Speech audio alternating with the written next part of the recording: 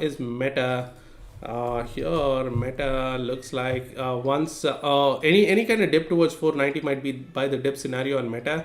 I was looking for this shooting star setup to materialize. The way shooting star setups kind of materialize is if you can see the price closing under the previous I mean the shooting star candles low, which was around 190, sorry, 490. That's where I would be a little bit more cautious towards 480 to 475 again. But then this time around, once a Meta breaks 498, look for 506. 500 call is the way to play it, or 510 call is the way to play it if it is earlier in the week. But 498 break is 506 at 520, and I personally think Meta will see 530 in the next couple of months again, and one of those stocks that needs a split. I mean, Meta never split at all since its IPO. So I do think there will be a 5-to-1 kind of split on Meta, bringing it back to $100 again as a stock price.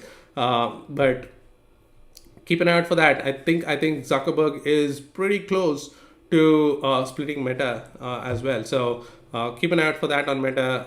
Once 498 breaks, I think it's a breeze to move past 500 on Meta here. So keep an eye out for that on Meta.